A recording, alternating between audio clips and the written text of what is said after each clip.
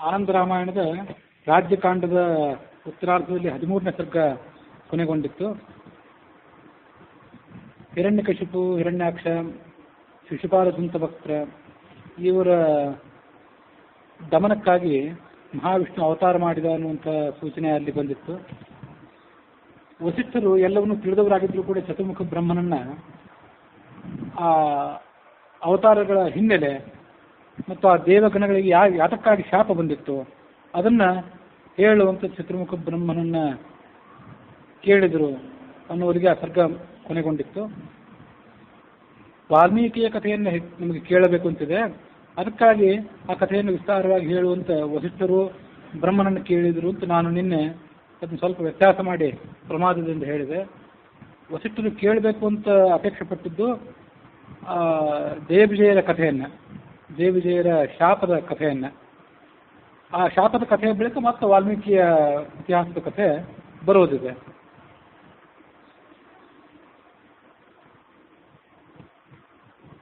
ವಸಿಷ್ಠರ ಪ್ರಶ್ನೆಯನ್ನು ಕೇಳಿ ಚತುರ್ಮುಖ ಬ್ರಹ್ಮ ಹೇಳಿದ, ಎಲ್ಲ ನಿನಗೆ ಕಥೆ ಗೊತ್ತಿದ್ದೇ ಇದೆ, ಆದರೂ ನಿನಗೆ ಆ ಕಥೆಯನ್ನು ನಾನು ವಿವರವಾಗಿ ಹೇಳ್ತೇನೆ ಕೇಳು.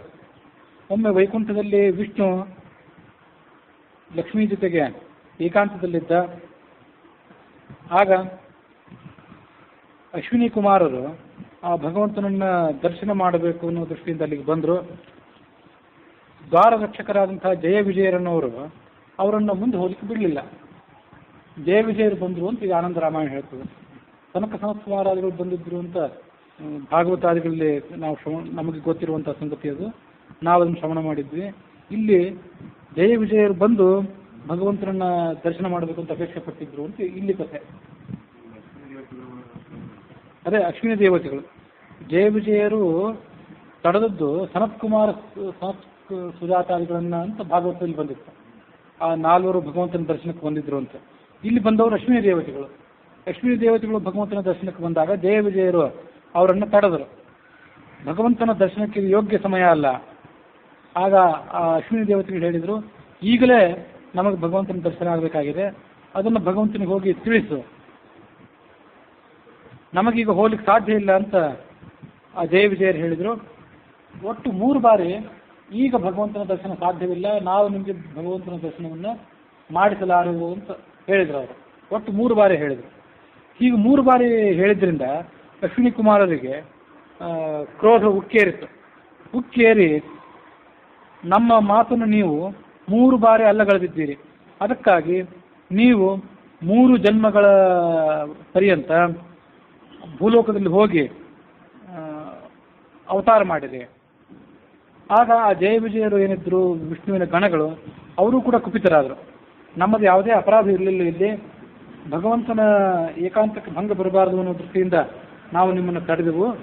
ಆದರೆ ನೀವು ಆ ಸೂಕ್ಷ್ಮವನ್ನು ಅರ್ಥ ಮಾಡ್ಕೊಳ್ಳದೆ ನಮಗೇ ಶಾಪ ಕೊಟ್ಟಿದ್ದೀರಿ.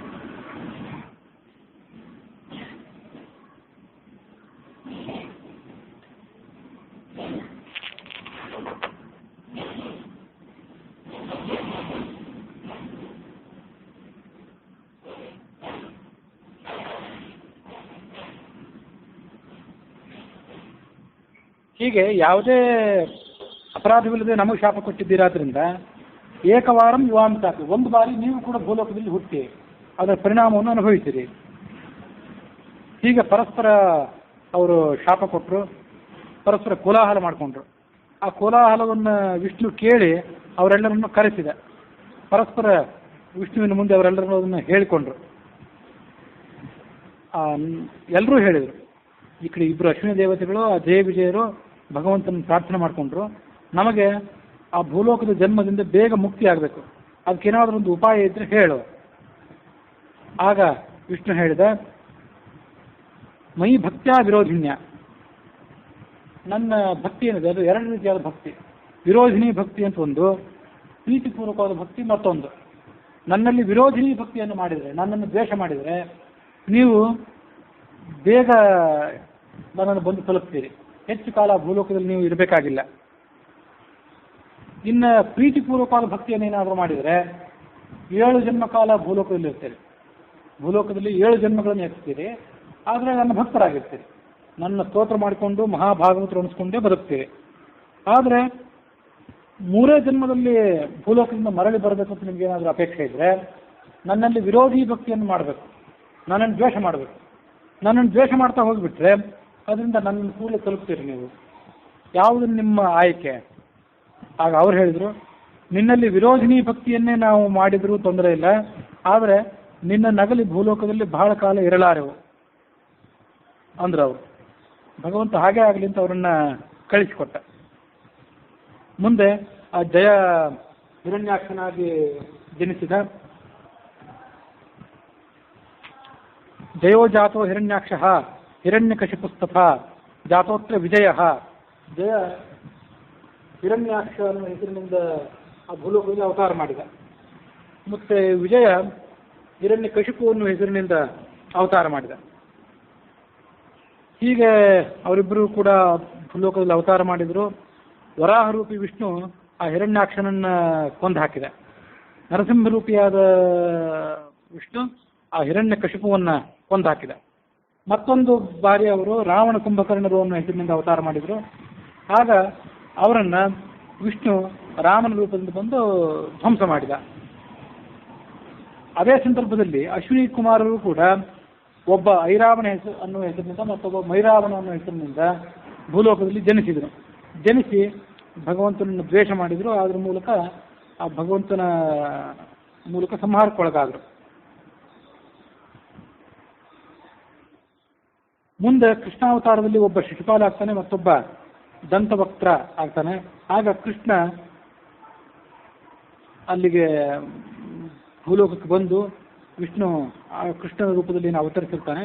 ಆಗ ಅವರನ್ನು ಸಂಹಾರ ಮಾಡ್ತಾನೆ. ಇದು ಆ 3 ರಾಕ್ಷಸರ 3 ಜನ್ಮಗಳ ವೃತ್ತಾಂತ. ದ್ವಾರದೇಶಸ್ಯ ವೈ ವಿಷ್ಣೋ ವೈಕುಂಠೆ ದುಃಖವರ್ಜಿತೆ ತಾವಶ್ವಿನೌ ದೈವ ವೈದ್ಯೋ ಪೂರ್ವವದ್ಧೀತೌ ಸ್ಥಿತೌ. 3 ಜನ್ಮಗಳನ್ನು ಹೀಗೆ ಜಯವಿಜಯರೆತ್ತಾರೆ. ಮತ್ತೆ ಭಗವಂತನ ಸ್ಥಾನಕ್ಕೆ ಅವರು ಬಂದು ಮರಳ್ತಾರೆ. ಅಶ್ವಿನಿ ದೇವತೆಗಳು ಕೂಡ ತಮ್ಮ ದೇವತೆಗಳ ಸ್ಥಾನ ಏನಿದೆ ಅದನ್ನು ಹಿಂದಿನಂತೆ ತಲುಪ್ತಾರೆ. ಭೂಲೋಕದಲ್ಲಿ ಕೃಷ್ಣ ಯಾತಕ್ಕಾಗಿ ಅವತಾರ ಮಾಡಬೇಕಾದ ಪ್ರಸಂಗ ಬರ್ತದಂದ್ರೆ, ಜರಾಸಂಧಾದಿ ದುಷ್ಟರು ಕಂಸಾದಿಗಳು ಭೂಲೋಕವನ್ನು ಆವರಿಸಿಕೊಂಡು ಆ ಭೂಲೋಕವನ್ನು ಉಪಟಳಕ್ಕೆ ಗುರಿ ಮಾಡಿರ್ತಾರೆ. ಆಗ ಕೃಷ್ಣ ರೂಪದಿಂದ ವಿಷ್ಣು ಅವತಾರ ಮಾಡಿ ಅವರೆಲ್ಲರನ್ನು ಕೂಡ ಸದೆ ಬಡಿತಾನೆ. ಮುಂದೆ ಬುದ್ಧನ ರೂಪದಿಂದ ಕಲಿಯುಗದಲ್ಲಿ ಅವತಾರ ಮಾಡ್ತಾನೆ. ಅವತಾರ ಮಾಡಿ ಮತ್ತಷ್ಟು ಶಾಸ್ತ್ರಗಳನ್ನು, ಮೋಹಕವಾದಂಥ ಶಾಸ್ತ್ರಗಳನ್ನು ಎಲ್ಲ ಕಡೆ ಉಪದೇಶ ಮಾಡ್ತಾನೆ. ತಾನ್ ಬೌದ್ಧಾನ್ ಬುದ್ಧರೂಪೇಣ ಕಲಾವಗ್ರೇ ವಿಜೇಷ್ಯಸಿ. ಬುದ್ಧಾನ ರೂಪದಿಂದ ಹುಟ್ಟಿಸಿ ಆ ಬೌದ್ಧರು ಅಂತ ಯಾರಿರ್ತಾರೆ, ಮಿಥ್ಯಾಜ್ಞಾನಿಗಳು, ಅವರನ್ನು ನೀನು ಸೋಲಿಸ್ತೆ. ವರ್ಣ ಸಂಕರಮಾಲಶ್ಯ ಕಲೇರಂತೆ ರಘುತ್ತಮ ಕಲ್ಕಿ ರೂಪೇಣ ಸಕಲಾನ್ ಸಂಹರಿಷ್ಯಸಿ ಲೀಲೆಯ. ಮುಂದೆ ಕಲ್ಕಿ ಅವತಾರ ನಿನ್ನ ಕೊನೆಯ ಅವತಾರ. ಆಗ ಕಲ್ಕಿ ಅವತಾರದ ಹಿನ್ನೆಲೆ ಏನಂದ್ರೆ, ಕಲಿಯುಗದ ಕೊನೆಯ ಭಾಗದಲ್ಲಿ ವರ್ಣ ಸಂಕರದ ಹಾವಳಿ, ವರ್ಣಾಶ್ರಮ ಧರ್ಮಗಳೆಲ್ಲ ಹಾಳಾಗಿ ಹೋಗಿರ್ತವೆ. ವರ್ಣ ಸಂಕರ ಎಲ್ಲ ಕಡೆ ಬಂದು ಒದಗಿರ್ತದೆ. ಆಗ ಕಲ್ಕಿ ರೂಪದಿಂದ ನೀನು ಹುಟ್ಟಿ ಆ ಅಧರ್ಮಿಗಳೆಲ್ಲರನ್ನು ಕೂಡ ಸಂಹಾರ ಮಾಡ್ತೀವಿ. ಇವು ನಿನ್ನ 10 ಅವತಾರಗಳು. ಹಿಂದೊಂದು ಬಾರಿ ಹೇಳಿದ್ದೆ ಈ ವಿರೋಧಿನಿ ಭಕ್ತಿ ಮತ್ತು ಪ್ರೀತಿ ಭಕ್ತಿ ಅನ್ನುವಂಥ ವಿಷಯದ ಬಗ್ಗೆ. ಅದನ್ನು ಮತ್ತೊಂದು ಬಾರಿ ಅನುಸಂಧಾನ ಮಾಡ್ಕೋಬೇಕು ಈ ಸಂದರ್ಭದಲ್ಲಿ. ಭಕ್ತಿ 2 ಥರದ್ದು ಅಂತ ಇವರು ಈ ಶಾಸ್ತ್ರದಲ್ಲಿ ಹೇಳಿದಂತೆ ಕಾಣಿಸ್ತದೆ. ಬಹುತೇಕ ಪ್ರವಚನಕಾರರು ಅನೇಕ ಬಾರಿ ಭಾಗವತಾದಿಗಳಲ್ಲಿ ಅದೇ ಧ್ವನಿನೇ ಕಂಡು ಬರ್ತದೆ. ಭ್ರಾಂತಿಗೊಳಗಾಗಿ ಉಳಿದವರೆಲ್ಲರೂ ಕೂಡ ಅದನ್ನೇ ಹೇಳ್ತಾರೆ. ವಿರೋಧಿನಿ ಭಕ್ತಿ ಅಂತಂದು, ಪ್ರೀತಿಪೂರ್ವಕವಾದ ಭಕ್ತಿ ಅಂತಂದು. ಪ್ರೀತಿಪೂರ್ವಕವಾದ ಭಕ್ತಿ ಅಂದರೆ ಭಗವಂತನ ಅಗಣಿತವಾದಂಥ ಗುಣಗಳನ್ನು ಮನಗಂಡು ಆತನಲ್ಲಿ ಭಕ್ತಿಯನ್ನು ಮಾಡೋದು, ಆತನ ಶ್ರವಣ ಮನನ ಇತ್ಯಾದಿಗಳನ್ನು ಮಾಡೋದು, ಆತನನ್ನು ಪ್ರೀತಿಪೂರ್ವಕವಾಗಿ ಒಲಿಸಿಕೊಳ್ಳಿಕ್ಕೆ ಪ್ರಯತ್ನ ಪಡೋದು. ಇದು ಪ್ರೀತಿಪೂರ್ವಕವಾದ ಭಕ್ತಿ ಅಂತ ಅನಿಸ್ಕೊಳ್ತದೆ. ವಿರೋಧಿನಿ ಭಕ್ತಿ ಅಂತ ಏನಿದೆ, ಭಗವಂತನನ್ನು ದ್ವೇಷ ಮಾಡೋದು ಅಂತ ಅರ್ಥ. ಅದಕ್ಕೆ ಯಾರನ್ನು ನಾವು ವಿಪರೀತವಾಗಿ ದ್ವೇಷ ಮಾಡ್ತಿರ್ತೀವಿ ಅವರನ್ನ ಮನಸ್ಸಿನಲ್ಲಿ ಸದಾ ಚಿಂತನೆ ಮಾಡ್ತಿರ್ತೀವಿ. ಅದಕ್ಕಾಗಿ ಸದಾ ಅವರನ್ನೇ ಮನಸ್ಸಿನಲ್ಲಿ ಚಿಂತನೆ ಮಾಡ್ತಿರೋದ್ರಿಂದ ಚಿಂತನೆ ಮಾಡಿ ಮಾಡಿ ಮಾಡಿ ಅವರಲ್ಲಿ ಆ ವಿರೋಧಿನಿ ಭಕ್ತಿಯು ಪಕ್ವಾಗಿ ಅದು ಸಾಧಕನಿಗೆ ಸನ್ಮಾರ್ಗವನ್ನು ತೋರಿಸ್ತದೆ ಅಂತ ಅವರ ಅರ್ಥ, ಅವರು ವ್ಯಾಖ್ಯಾನ ಮಾಡುವ ಅರ್ಥ. ಅದಕ್ಕಾಗಿ ಹಿರಣ್ಯಕಶಿಪು, ಹಿರಣ್ಯಾಕ್ಷ, ರಾವಣ, ಕುಂಭಕರ್ಣರು ಇವರೆಲ್ಲ ವಿರೋಧಿನಿ ಭಕ್ತಿಯನ್ನು ಮಾಡಿದ್ರು.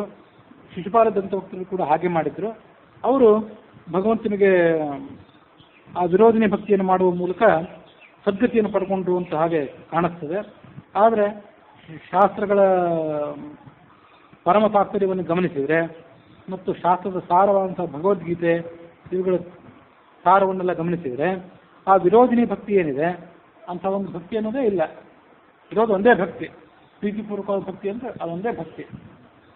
ಭಕ್ತ್ಯಾ ತ್ವನನ್ಯಯಾ ಲಭ್ಯ ಅಹಮೇವಂ ವಿಧೋರ್ಜುನ ಅಂತ ಭಗವದ್ಗೀತಾ.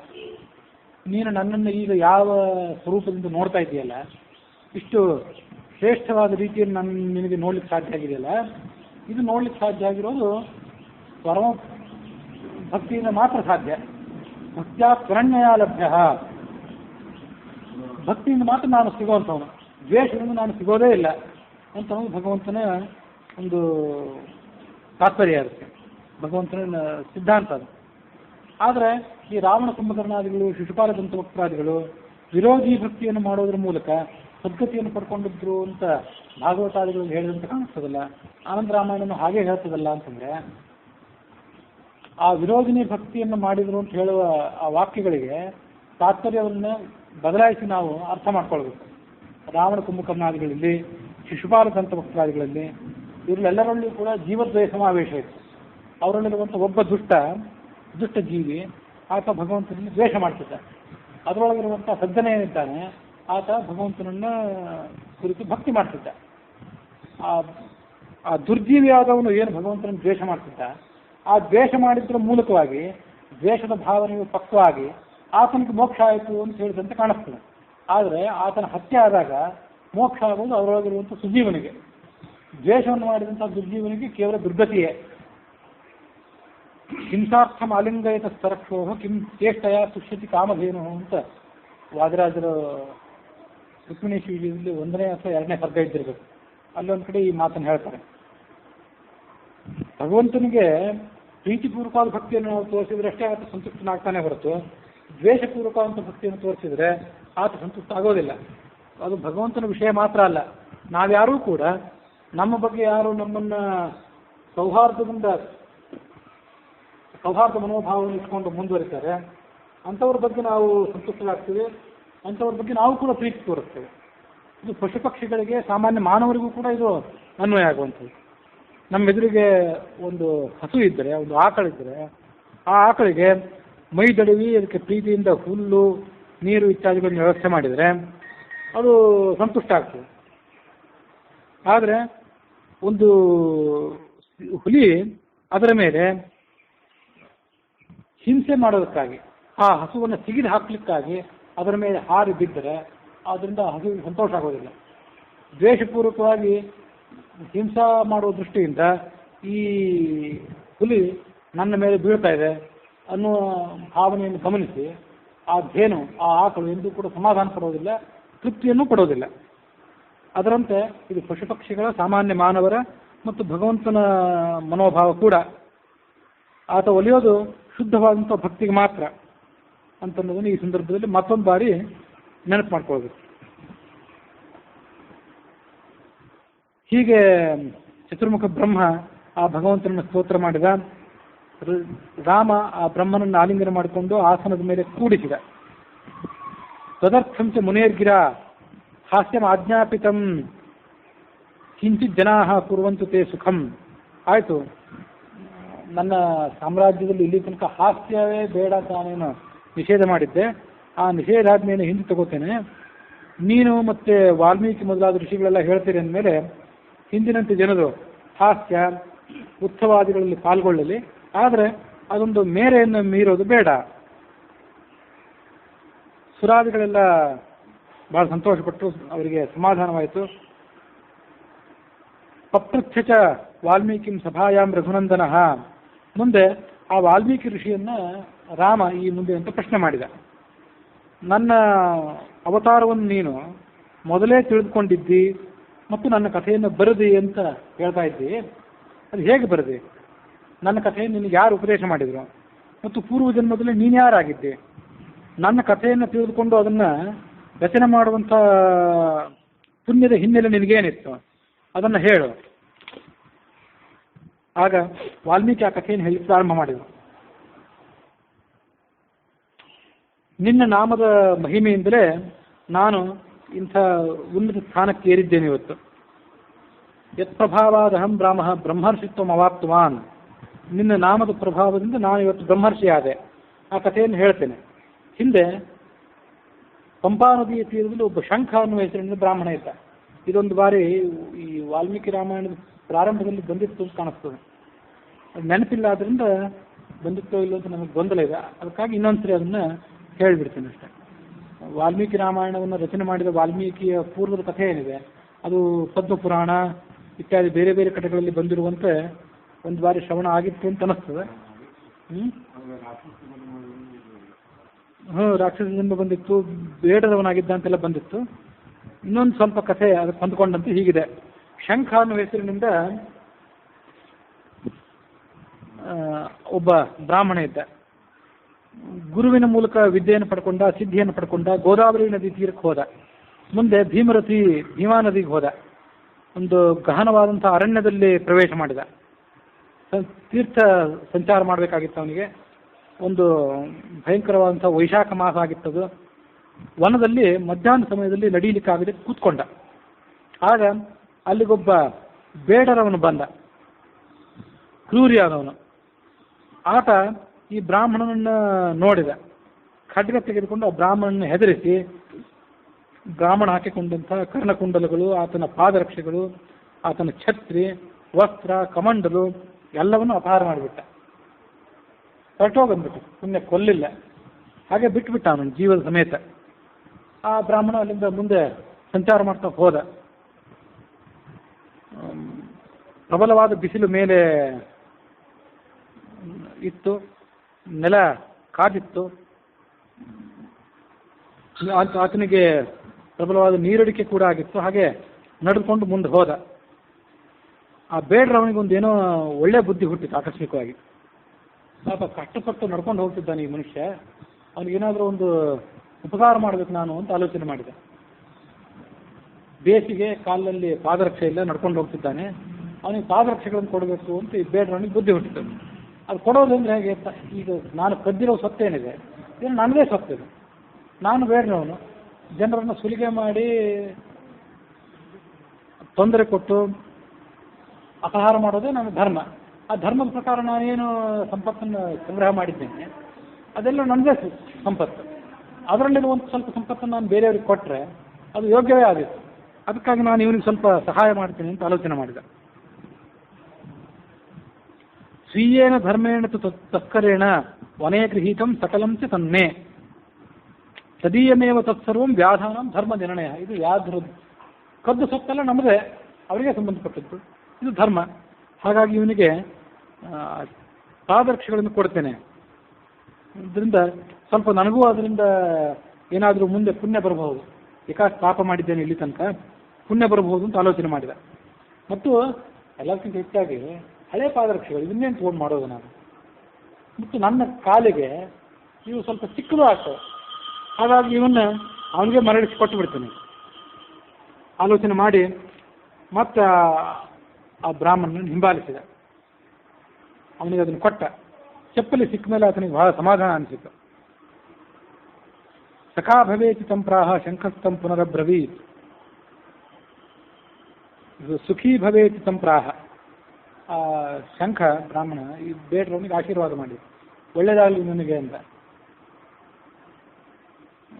ನೀನು ದುಷ್ಟ ಸ್ವಭಾವದವನು, ಏನೋ ಪೂರ್ವಕಾಲದ ಪುಣ್ಯದಿಂದ ನಿನಗೆ ಇಂಥ ಒಂದು ಉಪಕಾರ ಮಾಡಬೇಕನ್ನುವಂಥ ಆಲೋಚನೆ ಅಂತೂ ಬಂದಿದೆ. ಅದು ವೈಶಾಖ ಮಾಸದಲ್ಲಿ ಇಂಥ ಕೆಲಸ ಮಾಡಿದ್ದೆ, ಮಾಡಬೇಕಂಥದ್ದು. ವೈಶಾಖ ಮಾಸದಲ್ಲಿ ಅಂಥ ದಾನ ಕೊಡುವಂಥ ಕೆಲಸವನ್ನು ಮಾಡಬೇಕು. ಆ ಪ್ರಕಾರ ಮಾಡಿದ್ದಿ, ಪುಣ್ಯ ಗಳಿಸಿದ್ದೆ.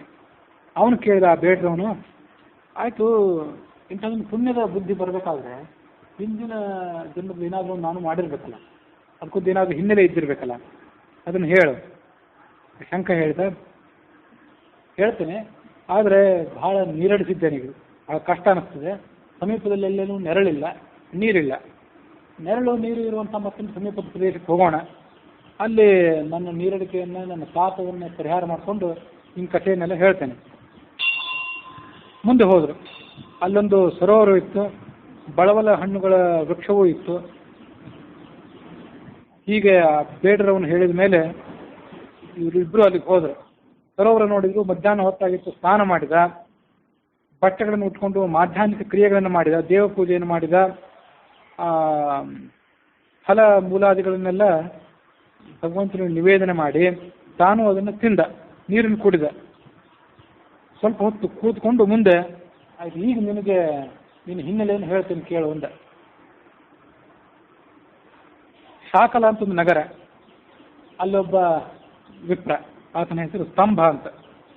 ನೀನೇ ಆ ಬ್ರಾಹ್ಮಣ. ಸ್ತಂಭ ಅನ್ನೋ ಹೆಸರಿನ ಬ್ರಾಹ್ಮಣ, ಶ್ರೀವತ್ಸ ಅನ್ನೋ ಗೋತ್ರದಲ್ಲಿ ಹುಟ್ಟಿದವನು. ದುರ್ದೈವ ಏನಂದ್ರೆ, ಒಳ್ಳೆಯ ಸ್ವಭಾವ ನಿನಗೆ ಇರಬೇಕಾಗಿತ್ತು. ಒಬ್ಬಳು ಯಾವಳು ಗಣಿಕ, ವೇಶ್ಯೆಯಲ್ಲಿ ನಿನಗೆ ಆಸಕ್ತಿ. ಏನೇನಾಗಿಬಿಡ್ತು ಅಂದರೆ, ಚಕ್ಕ ನಿತ್ಯಕ್ರಿಯ, ಸಂಧ್ಯಾವಂದನೆ, ದೇವರ ಪೂಜೆ ಇತ್ಯಾದಿ ಎಲ್ಲ ಕ್ರಿಯೆಗಳನ್ನು ಬಿಟ್ಟುಬಿಟ್ಟ. ಶೂದ್ರವನ್ನು ಮೂರ್ಖ ಮಾರ್ಗ, ಶೂದ್ರನಂತೆ ಅನ್ಯಾಯದ ಮಾರ್ಗದಲ್ಲಿ, ಅಧರ್ಮದ ಮಾರ್ಗದಲ್ಲಿ ಮುಂದೆ ನಡೆದ. ಶೂನ್ಯಾಚಾರಸ್ಯ ಮೂಢಸ್ಯ, ಆಚಾರವೂ ಶೂನ್ಯವಾಯಿತು, ವಿಚಾರವೂ ಹೊರಟೋಯ್ತಾದ್ರಿಂದ ಅದ್ರ ಮೂಢನೇ ಆಗಿಬಿಟ್ಟ. ಪರಿತ್ಯಕ್ತ ಕ್ರಿಯಸ್ಥಿತ, ಶೌತ ಸ್ಮಾರ್ತಾದಿ ಕ್ರಿಯೆಗಳನ್ನೆಲ್ಲ ಬಿಟ್ಟು ಕೊಟ್ಬಿಟ್ಟ. ನಿನಗೊಬ್ಳು ಪತ್ನಿ ಇದ್ದ, ಕಾಂತಿಮಯಿ ಅಂತ ಅವಳು ಹೆಸರು. ನೀನು ಎಷ್ಟೇ ದುರ್ಮಾರ್ಗಕ್ಕೆ ಹೇಳಿದ್ರು ಅವಳು ಮಾತ್ರ ತನ್ನ ಸದ್ಬುದ್ಧಿಯನ್ನು ಬಿಡಲಿಲ್ಲ, ನಿನಗೆ ಅವಳು ಸೇವೆ ಮಾಡ್ತಾನೇ ಇದ್ಲು. ಅದು ಏನು, ನಿನಗೊಬ್ಬನಿಗಲ್ಲ, ಅವಳಿಗೂ ಕಟ್ಕೊಂಡಿದ್ಲಲ್ಲ ವೇಶ್ಯ, ಆ ವೇಶ್ಯೆಗೂ ನಿನಗೂ ಇಬ್ಬರಿಗೂ ಸೇರಿ ನಿನ್ನ ಪತ್ನಿ ಸೇವೆ ಮಾಡ್ತಿದ್ಲು. ಇಬ್ಬರು ಮನೆಗೆ ಬಂದರೆ ಇಬ್ಬರು ಪಾದವನ್ನು ತೊಳಿತಾ ಇದ್ಲು. ಅದು ಯಾತಕ್ಕಾಗಿ? ನಿನ್ನ ಪ್ರೀತಿಗಾಗಿ. ನೀವಿಬ್ಬರು ಮಂಚದ ಮೇಲೆ ಮಲ್ಕೊಂಡೆ, ತಾನು ಕೆಳಗೆ ಮಲಗ್ತಾ ಇದ್ಲು. ಆ ವೇಶ್ಯೆ ಅದನ್ನು ತಡಿತಾ ಇದ್ಲು, ನೀನು ಸುಮಂಗಲಿ, ನನ್ನ ಪಾದ ತೊಳಿಬೇಡ, ನನಗೆ ಸೇವೆ ಮಾಡಬೇಡ ಅಂತ ಅವಳೇನು ಅಂತಿದ್ಲು ಆ ವೇಶ್ಯೆ. ಇವಳು ಅದನ್ನು ಕೇಳ್ತಿರ್ಲಿಲ್ಲ, ಗಂಡನ ಸೇವೆ ಅಂತ ಅದನ್ನು ಮಾಡ್ತಾನೆ ಇದ್ಲು. ಹೀಗೆ ಬಹಳ ಕಾಲ ಮುಂದುವರಿತು. ಒಂದು ದಿವಸ ಈತ ಏನು ಮಾಡಿದ, ಭೋಜನ ಮಾಡುವಾಗ ಕೆಲವು ಪದಾರ್ಥಗಳನ್ನು ಭಕ್ಷಣೆ ಮಾಡಿದ. ಎಳ್ಳಿನಿಂದ ಕೂಡಿದಂಥ ಕೆಲವು ಭಕ್ಷ್ಯಗಳನ್ನು ತಿಂದನಂತೆ. ಅಥ ಅಪರಸ್ಮಿನ್ ದಿನೇ ಭರ್ತ ಮಾಹಿಷ್ಯಂ ಮೂಲಕಾನ್ವಿತಂ, ಎಮ್ಮೆಯ ಮೊಸರಿನಿಂದ ಕೂಡಿದ್ದು ಅಂತ ಹೀಗೇನೋ ಕಾಣಿಸ್ತದೆ. ಮೂಲಕ ಅಂದರೆ ಈ ಮೂಲಂಗಿ ಮೊದಲಾದ ತರಕಾರಿಗಳನ್ನು ಅದ್ರ ಜೊತೆ ಮಿಶ್ರಣ ಮಾಡಿದ್ದು ಅಂತ ಕಾಣಿಸ್ತದೆ. ಅಭಕ್ಷಯತ್ ಕ್ಷುದ್ರ ಕರ್ಮ ನಿಷ್ಪಾಮಾನ್ ತಿಲ ಮಿಶ್ರಿತಾನ್, ಎಳ್ಳು ಮಿಶ್ರಿತ ಆಗಿತ್ತು, ಮೊಸರಿತ್ತು, ಮೂಲಂಗಿ ಬೇರೆ ಇತ್ತು, ಎಲ್ಲ ಅಪಥ್ಯ ಆಗಿಬಿಡ್ತು ಅವನಿಗೆ. ವಮನ್ಸೇವ ವಿರೇಚಯ, ವಮನ ಶುರುವಾಯಿತು, ಅಪಥ್ಯ, ಅದು ಕೆಟ್ಟ ರೋಗ, ಭಗಂತರ ಅನ್ನುವಂಥ ರೋಗ ಶುರುವಾಗಿಬಿಡ್ತು ಅವನಿಗೆ. ಹಗಲು ರಾತ್ರಿ ಆ ರೋಗ ಆತನನ್ನು ಪೀಡಿಸ್ಲಿಕ್ಕೆ ಪ್ರಾರಂಭ ಮಾಡಿತು. ಈತ ಆರೋಗ್ಯವಂತನಾಗಿರೋ ತನಕ, ಈತನ ಕೈಯಲ್ಲಿ ದುಡ್ಡಿರೋ ತನಕ ವೇಷೆ ಇರ್ತಿದ್ಲು. ಈತ ಅನಾರೋಗ್ಯಕ್ಕೆ ಒಳಗಾದ ಕೂಡಲೇ ಆಕೆ ಒಮ್ಮೆ ಏನು ಮಾಡಿದ್ದು, ಮನೆಯಲ್ಲಿದ್ದ ಧನವನ್ನೆಲ್ಲ ಬಳದ್ಕೊಂಡು ರಾತ್ರಿ ಹೊರಟೋಗಿಬಿಟ್ಲು. ಗೃಹೀತ್ವ ಸಕಲಂ ವಿತ್ತಂ ಪಶ್ಚಾನ್ಮವಾಸ ಮಂದಿರ, ಮನೆಯನ್ನು ಬಿಟ್ಟು ಓಡೋಗಿಬಿಟ್ಲು ಆ ವೇಶ್ಯೆ. ಬೇರೆ ಯಾವನನ್ನು ಗಂಟು ಹಾಕ್ಕೊಂಡ್ಲು, ಅಲ್ಲೇ ಸುಖವಾಗಿದ್ದಳು. ಈತ ವ್ಯಾಧಿಭಾತ ಸುಪೀಡಿತ, ರೋಗದ ಪೀಡೆಯಿಂದ ಪೀಡಿತನಾಗಿದ್ದ ಈ ಸ್ತಂಭ ಅನ್ನುವಂಥ ಬ್ರಾಹ್ಮಣ. ಹೆಂಡತಿನ ಬೇಡ್ಕೊಂಡ, ಹೇಗಾದರೂ ಮಾಡಿ ನನ್ನನ್ನು ಸ್ವಲ್ಪ ಪಾಲನೆ ಮಾಡು, ನನಗೆ ಉಪಚಾರ ಮಾಡು, ನಾನು ವೇಶ್ಯಾಸಕ್ತನಾದವನು, ಬಹಳ ನಿಷ್ಠುರನಾದವನು, ನಿನ್ನ ನಾನೇನು ಒಳ್ಳೇದು ಮಾಡಲಿಲ್ಲ, ನೀನು ಇಷ್ಟು ತಗ್ಗಿ ಬಗ್ಗೆ ನನಗೆ ನಡೆದರೂ ಕೂಡ ನಾನು ನಿನ್ನನ್ನು ಒಳ್ಳೆಯ ರೀತಿಯಿಂದ ನಡೆದುಕೊಳ್ಳಲಿಲ್ಲ, ಮುಂದೆ ನಾನು ಯಾವುದೋ ಪಾಪದ ಜನ್ಮವನ್ನೇ ತಾಳ್ತೇನೆ. ದಿವಾರಾತ್ರ ಮಹಾಭಾಗೆ ನಿಂದಿತ ಸಾಧುಭಿರ್ಜನೈ ಪಾಪಯೋನಿ ಮವಾಪ್ಸ್ಯಾಮಿ ತ್ವಾಂ ಸಾಧ್ವಿ ಅವಮನ್ಯವೈ. ಆಗ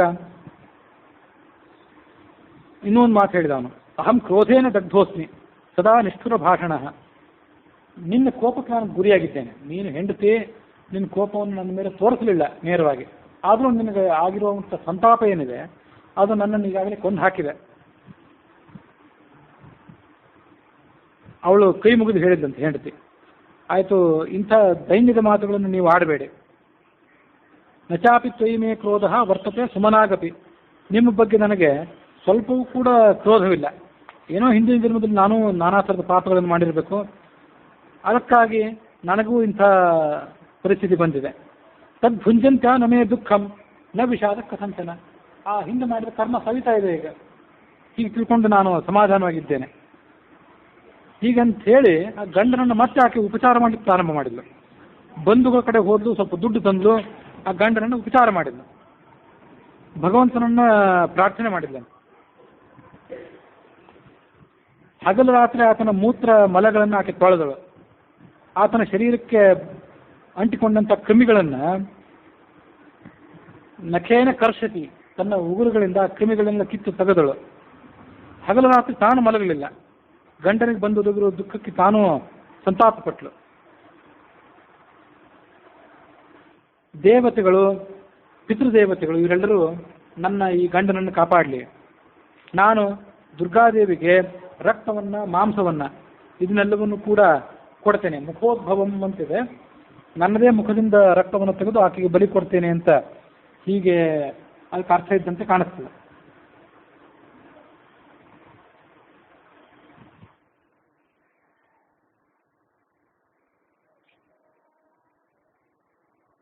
ಚಂಡಿಕಾಯೇ ಪ್ರದಾಸ್ಯಾಮಿ ರಕ್ತಂ ಮಾಂಸಂ ಮುಖೋದ್ಭವಂ ಸುಷ್ವನ್ನಂ ಮಾಹಿಷೋಪೇತಂ. ಮಹಿಷದ ಮಾಂಸದಿಂದ ಕೂಡಿದಂಥ ರಕ್ತ ಇತ್ಯಾದಿಗಳನ್ನು ಮತ್ತು ಅನ್ನವನ್ನು ನಿನಗೆ ನಾನು ಬಲಿ ಕೊಡ್ತೇನೆ.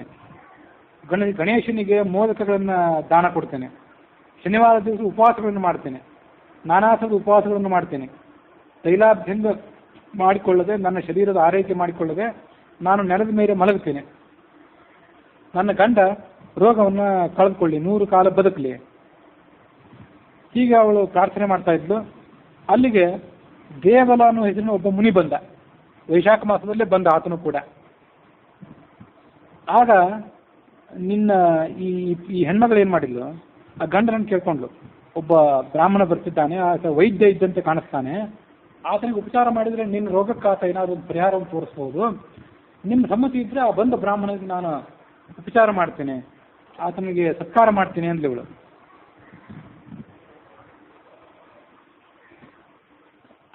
ದತ್ತ ಆಜ್ಞಾವೈ ಪುರಾತ್ವಯ. ಆಗ ಈತ ಆಜ್ಞೆ ಕೊಟ್ಟ, ಹಾಗೆ ಆಗಲಿ, ಅವನಿಗೆ ಉಪಚಾರ ಮಾಡುವ. ಆ ಬಂದಂತಹ ದೇವಲ ಅನ್ನುವ ಮುನಿಯನ್ನ ಈ ಪತ್ನಿ ಉಪಚಾರ ಮಾಡ್ತಿದ್ಲು. ಅವನ ಪಾದ ಪೂಜೆ ಮಾಡಿದ್ಲು. ಅದನ್ನ ನಿನ್ನ ಅಂದ್ರೆ ಈ ರೋಗಗ್ರಸ್ತನಾದ ಬ್ರಾಹ್ಮಣ ಏನಿದೆ ಈತನ ತಲೆಯ ಮೇಲೆ ನೀರನ್ನು ಹಾಕಿದ್ಲು. ಪಾತುಂ ತುಭ್ಯಂ ದದೌ ತೀರ್ಥಂ ತ್ವಾಮುಕ್ತ ಭೇಷಜಂ ಚ್ಯುತಿ. ಮತ್ತು ಆ ಪಾದ ತೊಳೆದು ನೀರನ್ನು ನಿನಗೆ ಕುಡಿಯಲಿಕ್ಕೂ ಕೊಟ್ಟಳು. ಬೇರೆ ಯಾರದೇ ಪಾದೋದಕವನ್ನು ಕುಡಿಯುವಂಥ ಪದ್ಧತಿ ಇಲ್ಲ, ಕೊಟ್ಟಲು ಅಂತ ಹೀಗಿದೆ. ಆಗಿನ ಕಾಲ ಸಂಪ್ರದಾಯವೋ ಅಥವಾ ಅದನ್ನ ಶಾಸ್ತ್ರದ ಅಭಿಪ್ರಾಯಕ್ಕೆ ವಿರುದ್ಧ ಆದ್ರಿಂದ ಅದನ್ನು ತ್ಯಾಗ ಮಾಡಬೇಕು ಅಂತ ಕಾಣಿಸ್ತದೆ. ಅಂತೂ ಬಂದವನಿಗೆ ಪಾನಕ ಇತ್ಯಾದಿಗಳನ್ನು ಕೊಟ್ಟಲು, ಅಡಿಗೆ ಮಾಡಿ ಊಟಕ್ಕೆ ಹಾಕಿದ್ಲು, ಪೀಸಣಿಕೆಗಳನ್ನು ಕೊಟ್ಟಲು. ಸಾಯಂಕಾಲದ ಹೊತ್ತಿನ ತನಕ ಆತನ ಸೇವೆ ಎಲ್ಲ ಮಾಡಿದ್ಲು. ಬೆಳಗಾಗುವ ಹೊತ್ತಿಗೆ ಆ ಮುನಿ ಅದೇ ಮನೆಯಲ್ಲಿದ್ದು ಮತ್ತೆ ಮುಂದಿನ ಗ್ರಾಮಕ್ಕೆ ಆತ ಹೊರಟೋದ. ಅಸಸ ಅಲ್ಪೇನ ಕಾಲೇನ ಸನ್ನಿಪಾತೋ ಅಭವತ್ತವ. ಮುಂದೆ ಸ್ವಲ್ಪ ಕಾಲ ಕಳೆದ ಮೇಲೆ ಈತನಿಗೆ ಈ ಸ್ತಂಭ ಅಂತ ಏನಿದ್ದ ಗಂಡ, ಇವನಿಗೆ ಸನ್ನಿಪಾತ ಜ್ವರ ಬಂದಿತ್ತು.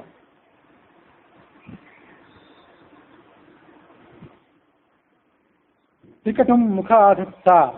ಅವಳು ಗಂಡನಿಗೆ ಜ್ವರ ಬಂದಿದೆಯಲ್ಲ, ಆತನಿಗೆ ಉಪಚಾರ ಮಾಡಬೇಕು ಅನ್ನುವ ದೃಷ್ಟಿಯಿಂದ ಆತನ ಮುಖದಲ್ಲಿ ಒಂದು ಔಷಧವನ್ನ ಇಟ್ಟಳು. ಅದು ಶುಂಠಿ ಮತ್ತು ಮೆಣಸು ಇತ್ಯಾದಿಗಳನ್ನು ಕೂಡಿದಂಥ ಒಂದು ಒಂದು ಔಷಧ, ಮಿಶ್ರಿತವಾದಂಥ ಔಷಧ.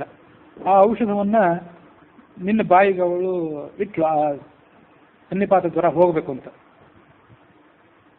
ಕಫೇನ ದಂತಪಕ್ತಿಭ್ಯಾಂ ಮೀಲಿತಾಭ್ಯಾಂ ದೃಢಂ ತದಾ. ಇವನಿಗೇನಾಗಿತ್ತು, ವಿಪರೀತವಾದ ಕಫ ಆಗಿಬಿಟ್ಟಿತ್ತು. ಕಫ ಆಗಿದ್ದಾಗ ಆ ಮೇಲಿನ ದಂತಪಂಕ್ತಿ ಕೆಳಗಿನ ದಂತಪಂಕ್ತಿ ಎರಡೂ ಸರಿಯಾಗಿ ಚಲನೆ ಪಡ್ಕೊಳ್ತಾ ಇರಲಿಲ್ಲ. ಹಾಗಾಗಿ ಆಕೆ ಬೆರಳನ್ನು ಒಳಗಿಟ್ಟಾಗ ಆ ಬೆರಳನ್ನು ಕಚ್ಚಿಬಿಟ್ಟ ಈ ಗಂಡ. ಅದು ಅಲ್ಲೇ ಉಳಿದು ಬಿಡ್ತು ಆ ಬೆರಳಿನ ತುಂಡು. ಹಾಗೆ ಆತ ಗಂಡ ಆ ಬೆರಳಿನ ತುಂಡನ್ನು ಒಳಗೆ ಇಟ್ಕೊಂಡು ಅಲ್ಲೇ ಪ್ರಾಣ ಪರಿತ್ಯಾಗ ಮಾಡಿಬಿಟ್ಟ.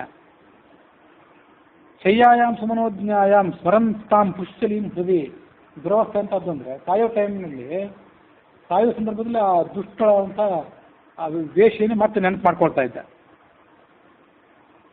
ಗಂಡ ಸತ್ತೋಗಿದ್ದಾನೆ ಅಂತ ಈ ಕಾಂತಿಮತಿ ಹೆಂಡತಿಗೆ ಗೊತ್ತಾಯಿತು. ಅವಳು ತನ್ನ 2 ಬಳೆಗಳನ್ನು ಮಾರಿ ಚಂದನದ ಕಟ್ಟಿಗೆಗಳನ್ನು ತಂದ್ಲು. ಅದರ ಮೂಲಕ ಚಿತಿಯನ್ನು ತಯಾರು ಮಾಡಿದ್ಲು, ಚಿತಾಗ್ನಿಯನ್ನು. ಆ ಚಿತಾಗ್ನಿಯ ಮೇಲೆ ಗಂಡನನ್ನು ಮಲಗಿಸಿದ್ಲು. ಆ ಗಂಡನ ಭುಜಗಳನ್ನು ಆಲಿಂಗನ ಮಾಡಿಕೊಂಡ್ಲು. ಮುಖಕ್ಕೆ ಮುಖವನ್ನಿಟ್ಟು, ಹೃದಯಕ್ಕೆ ಹೃದಯವನ್ನಿಟ್ಟು, ಗುಷ್ಯೇ ಕೃತ್ವಾತ್ ಗುಷ್ಯಂ ಸ್ವಂ ಏವಂ ಸ ರಾಮ ಮಾನಸ, ಭಗವಂತನನ್ನ ಮನಸ್ಸಿನಲ್ಲಿ ಧ್ಯಾನ ಮಾಡ್ಕೊಳ್ತಾ ಸಹಗಮನ ಹೊಂದ್ಬಿಟ್ಲು ಆ ಗಂಡನ ಜೊತೆಗೆ.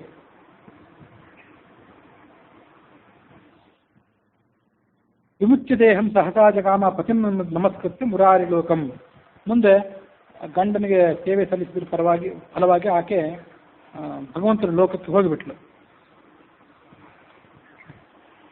ತಮ್ಮ ಅಂತಕಾಲೇ ಗಣಿಕೇಚ್ಛೆಯ ಹಿ ದೇಹಂ ತ್ಯಕ್ತ ಕರ್ಮ ದುರಾತ್ಮ. ನೀನು ಮಾತ್ರ ಆ ಕೊನೆಯ ಕಾಲದಲ್ಲಿ ಗಣಿಕೇಚ್ಛೆಯ ವೇಷೆಯನ್ನು ನೆನಪು ಮಾಡ್ಕೊಂಡಿದ್ಯಲ್ಲ, ಆ ಒಂದು ಅದರ ಪರಿಣಾಮವಾಗಿ ಮತ್ತೊಮ್ಮೆ ಬೇಡದ ಜನ್ಮವನ್ನು ತಾಳಿದೆ. ಹಿಂಸಾಸಕ್ತ ಸರ್ವ ಉದ್ವೇಗಕಾರಿ ದತ್ತಾತ್ಮಯ ಪಾನಕಮರ್ಪಿತುಂ ವೈ ಮಾಸೇ ಅನುಜ್ಞಾ ಮಾಧವೇ ತದ್ವಿಜಾಯ. ಆದರೆ ನೀನು ಆ ಬ್ರಾಹ್ಮಣನ ಜನ್ಮದಲ್ಲಿ ಕೂಡ ಒಂದು ಒಳ್ಳೆ ಕೆಲಸ ಮಾಡಿದ್ದೆ. ಆ ಇನ್ನೊಬ್ಬ ದೇವಲ ಅಂತ ಹೆಸರು ಬ್ರಾಹ್ಮಣ ಬಂದಿದ್ದಲ್ಲ, ಆತನಿಗೆ ಉಪಚಾರ ಮಾಡು, ಇದು ಬೇಸಿಗೆ ಕಾಲ ಅಂತ ಹೆಂಡತಿಗೆ ನೀನು ಸಮ್ಮತಿ ಕೊಟ್ಟಿದ್ದೆ. ಆ ಹೆಂಡತಿ ಪಾನಕ ಕೊಟ್ಟಿದ್ಲು. ಅದೊಂದು ಪುಣ್ಯ ನಿಂದು ಉಳಿದಿತ್ತು. ಅದಕ್ಕಾಗಿ ಇವತ್ತು ನನ್ನ ಚಪ್ಪಲಿಯನ್ನು ನೀನು ಅಪಹಾರ ಮಾಡಿದ್ರು ಕೂಡ ಮತ್ತೆ ಅದನ್ನು ಕೊಡಬೇಕು ಅಂತ ನಿನಗೆ ಮನಸ್ಸು ಬಂತು. ಹೀಗೆ ಆ ಸತ್ಕರ್ಮ ಏನಿದೆ, ಆ ಸತ್ಕರ್ಮ ಒಂದು ತರಂಗ ಇದ್ದಂಥದ್ದು. ಆ ತರಂಗ, ಒಂದು ಸತ್ಕರ್ಮ ನೀವು ಮಾಡಿದರೆ, ಸತ್ಕರ್ಮ ಅಷ್ಟೇ ಅಲ್ಲ, ದುಷ್ಕರ್ಮನೂ ಅಷ್ಟೇ. ನಾವು ಯಾವುದನ್ನು ಮಾಡ್ತೀವಿ ಅದು ನಮ್ಮ ಮನಸ್ಸಿನಲ್ಲಿ ಒಂದು ಸಂಸ್ಕಾರವನ್ನು ಉಳಿಸಿ ಹೋಗ್ತದೆ. ಇವತ್ತೊಂದು ಸಣ್ಣ ಕೆಲಸ ಮಾಡಿದ್ರು, ಸಣ್ಣ ಉಪಕಾರವನ್ನೇ ಯಾರಿಗೆ ಮಾಡಲಿ, ದುಷ್ಟ ಕೆಲಸವನ್ನೇ ಮಾಡಲಿ, ಒಂದು ಸಂಸ್ಕಾರ ನಮ್ಮ ತಲೆಯಲ್ಲಿ ಉಳಿತದೆ. ನಾಳೆ ನಮ್ಮ ಅದೃಷ್ಟ ಸರಿ ಇದ್ದರೆ ಆ ಉಳಿದಂಥ ಸಂಸ್ಕಾರವನ್ನು ಉಪಯೋಗ ಮಾಡಿಕೊಂಡು ಮತ್ತೊಮ್ಮೆ ಆ ಕೆಲಸ ಮಾಡಿದರೆ ಇನ್ನೊಮ್ಮೆ ಮಾಡಬೇಕು ಅನ್ನಿಸ್ತದೆ ಅದನ್ನು. ಹೀಗೆ ಸತ್ಕರ್ಮಗಳ ಸಂಸ್ಕಾರ ನಮ್ಮಲ್ಲಿ ಉಳಿದು ಸತ್ಕರ್ಮಗಳನ್ನು ಮಾಡುವಂತೆ ನಮ್ಮನ್ನು ಪ್ರೇರೇಪಿಸ್ತದೆ. ಆದರೆ ದುರ್ದೈವ ಏನಂದರೆ ದುಷ್ಕರ್ಮಗಳ ಕಡೆಗೆ, ಅದರ ಸಂಸ್ಕಾರಗಳ ಕಡೆಗೆ ನಮ್ಮ ಮನಸ್ಸು ಸೆಳೆತವನ್ನು ಪಡ್ಕೊಳ್ಳೋದೇ ಹೆಚ್ಚು. ಅದಕ್ಕಾಗಿ ದುಷ್ಕರ್ಮಗಳನ್ನೇ ಹೆಚ್ಚು ಮಾಡ್ತಾ ಹೋಗ್ಬೇಕು ಅನ್ನಿಸ್ತೇವೆ. ಒಮ್ಮೆ ಒಬ್ಬ ಕೊಲೆ ಮಾಡುವಾಗ ಆತನಿಗೆ ಎಷ್ಟು ಸಂಕಟ ಆಗಿದ್ದಿರ್ಬೋದು. ಯಾರು ಕೂಡ ಮೊದಲನೇ ಕೊಲೆಯನ್ನು ಮಾಡುವಾಗ, ಮೊದಲನೇ ಕಳ್ಳತನ ಮಾಡುವಾಗ, ಮೊದಲನೇ ದುಷ್ಟ ಕೆಲಸವನ್ನು ಮಾಡುವಾಗ ಸಮಾಧಾನ ಸಿಕ್ಕಿಕೊಂಡು ಮಾಡ್ತಿರೋದಿಲ್ಲ. ಆದರೆ ಕ್ರಮೇಣ ಅದು ಹೊಂದ್ಕೋತಾನೆ ಮನುಷ್ಯ. ಮನಸ್ಸು ತನ್ನ ಸಂವೇದನಾಶೀಲತೆಯನ್ನು ಕಳ್ಕೊಂಡು ಅದಕ್ಕೆ ಒಗ್ಗಿ ಹೋಗ್ತದೆ. ಆದ್ದರಿಂದ ದುಷ್ಟ ಸಂಸ್ಕಾರಗಳನ್ನು ಸಾಧ್ಯವಾದಷ್ಟು ತಡೆ ಹಿಡಿಬೇಕು. ಸತ್ ಸಂಸ್ಕಾರಗಳನ್ನು, ಒಳ್ಳೆಯ ಕೆಲಸಗಳನ್ನೇನು ಪ್ರಾರಂಭ ಮಾಡಿರ್ತೀವಿ ಅದನ್ನು ಮುಂದುವರ್ಸ್ಕೊಂಡು ಹೋಗಬೇಕು. ಇಲ್ಲದೇ ಇದ್ದರೆ ಅವು ಇವತ್ತು ಮಾಡಿದ್ದನ್ನು ನಾಳೆ ಮಾಡದೇ ಇದ್ದರೆ ಮತ್ತೆ ನಾಳೆ ಆ ಬುದ್ಧಿ ಬರೋದು ಕಷ್ಟ. ಒಳ್ಳೆ ಕೆಲಸ ಮಾಡಬೇಕು ಅಂತ ಬುದ್ಧಿ ಅದ್ರ ಮಾರನೇ ದಿವಸ ಮತ್ತಷ್ಟು ಕಡಿಮೆ ಆಗ್ತದೆ. ಅದಕ್ಕಾಗಿ ಸತ್ಕರ್ಮಗಳನ್ನು ಸಾಧ್ಯವಾದಷ್ಟು ಕಷ್ಟಪಟ್ಟು ಮುಂದುವರಿಸ್ಕೊಂಡು ಹೋಗಬೇಕು. ವಿಷಗ್ವ್ಯಾಜಾತ್ತೇನ ಜಾತ ಸುಬುದ್ಧಿರ್ಧರ್ಮಂ ದಾತುಂ ಪಾದರಕ್ಷೆ ಅರ್ಪಿತೇ ವೈ ಧೃತಂ ಮೂರ್ಧ ಪಾದಶೌಚಾವಶೇಷಂ ಜಲಂ ಮುನೇಹೇ ಸರ್ವ ಪಾಪಾಪಹಾರಿ. ಆ ಮುನಿಯ ದೇವಲ ಅಂತ ಮುನಿಯ ಇದ್ನಲ್ಲ, ಆತನ ಪಾದ ತೊಳೆದು ಆ ನೀರನ್ನು ನಿನಗೆ ತಲೆ ಮೇಲೆ ಹಾಕು ಅಂತ ಕೊಟ್ಟಿದ್ದಲ್ಲ ನಿನ್ನ ಹೆಂಡತಿ. ಅದರಿಂದಲೂ ನಿನಗೆ ನನ್ನ ಸಹವಾಸ ಆಯಿತು, ನನ್ನಂಥ ಒಬ್ಬ ಬ್ರಾಹ್ಮಣನ ಸಹವಾಸ ಆಯಿತು. ಇದೆಲ್ಲ ಮತ್ತು ನಿನ್ನ ಕಥೆ ಏನಿದೆ ಅಂತ ಕೇಳಬೇಕಂತ ನಿಮ್ಮ ಮನಸ್ಸು ಕೂಡ ಬಂತು. ಮುಖೇ ಕೃತ್ವಾಂಗುಲಿಂ ಯಸ್ಮಾನ್ ಮೃತಃ ಪೂರ್ವ ಭವಾಂತರೇ ತಸ್ಮಾದತ್ರ ವನೇ ಮಾಂಸಾಹಾರಸ್ಥೇ ಅಭೂದ್ವನೇತರ. ಆದರೆ ಈಗ ಬೇಡರವನಾಗಿ ನೀನು ಹುಟ್ಟಿಬೇಕಾಯ್ತು. ಯಾಕೆಂದರೆ ಆ ಹೆಂಡತಿಯ ಬೆರಳನ್ನು ಬಾಯಲ್ಲಿ ಕಚ್ಕೊಂಡು ಹಾಗೆ ನೀನು ಪ್ರಾಣ ಪರಿತ್ಯಾಗ ಮಾಡಿದೆ. ಅದರ ಪರಿಣಾಮವಾಗಿ ನೀನು ಮಾಂಸಾಹಾರಿಯಾದ ಬೇಡನಾಗಿ ಜನಿಸಬೇಕಾಯಿತು. ಆ ವೇಶ್ಯ ಇದ್ದಲ್ಲ, ಅವಳು ನಿನ್ನ ಹೆಂಡತಿಯಾಗಿದ್ದಾಳೆ ಇವತ್ತು ಬೇಡರವಳಾಗಿ. ವೇಶ್ಯಾ ಸಾ ಬಿಲ್ಲಿನಿ ಜಾತ ಭಾರ್ಯಾಯ ತಪವರ್ತತೆ ಶಯ್ಯಾಯಾಂ ಮರಣಾತ್ತೇತ್ರ ಶಯನಂ ಭುವಿ ಸರ್ವದಾ ಇತಿತೇ ಸರ್ವಮಾಖ್ಯಾತಂ ಪೂರ್ವಜನ್ಮನಿ ಯತ್ಕೃತಂ. ನಿನ್ನ ಪತ್ನಿ ಅವಳು ಶಯ್ಯಾದಲ್ಲಿ ಮಲಗಿದ್ಲು, ಆಕೆ ಸಹಗಮನ ಹೊಂದಿದ್ಲು, ಆಕೆ ಸದ್ಧತೆಯನ್ನು ಪಡ್ಕೊಂಡು ಆ ವೇಶ್ಯೆ ನಿನ್ನ ಜೊತೆ ಇವತ್ತು ಬೇಡರೊಳಗಿದ್ದಾಳೆ. ಇದು ನಿನ್ನ ಪೂರ್ವಜನ್ಮದ ಕರ್ಮ. ಇದು ನನ್ನ ದಿವ್ಯ ದೃಷ್ಟಿಯಿಂದ ಪಡ್ಕೊಂಡದ್ದನ್ನು ನಾನು ನಿನಗೆ ಈಗ ಹೇಳ್ತೇನೆ. ಮತ್ತು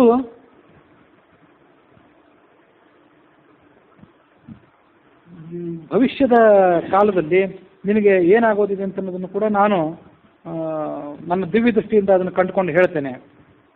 ಕೃಣುರ್ನಾಮ ಮುನಿಸ್ತಗ್ರೆ ಅಚ್ಚಿತ್ತ ಸರೋವರೇ ಕರಿಷ್ಯತಿ ತಪಸ್ತೀವ್ರಂ. ಮುಂದೆ ಇಲ್ಲೊಬ್ಬ ಕೃಣು ಅನ್ನುವ ಹೆಸರಿನ ಮುನಿ ಬರುವನಿದ್ದಾನೆ. ಅವನು ತಪಸ್ಸನ್ನ ಈ ಸರೋವರದ ತೀರದಲ್ಲಿ ಮಾಡ್ತಾನೆ. ಪಶ್ಚಾತ್ ತಪೋ ವಿರಾಮ ಅಂತೆ, ತಪಸ್ಸು ಮುಗಿಯುವಂತಹ ಸಂದರ್ಭದಲ್ಲಿ ತನ್ನೇತ್ರಾಭ್ಯಾಂ ಬಹಿಸ್ಕೃತಂ ವೀರ್ಯಂ ದೃಷ್ಟ ಉರಗೀ ಕಾಚಿತ್ ಸ್ವಯಂ ಸ್ಖಲಿತ ಮಂಜಸ. ಆ ಮುನಿಯ ಕಣ್ಣಿನಿಂದ ನೀರು ಹೊರಗೆ ಬರ್ತಿರ್ತದೆ. ಅದನ್ನು ಒಂದು ಉರಗಿ ಹೆಣ್ಣು ಹಾವು ಅದನ್ನು ನೋಡ್ತದೆ, ಅದನ್ನು ಸ್ವೀಕಾರ ಮಾಡ್ತದೆ.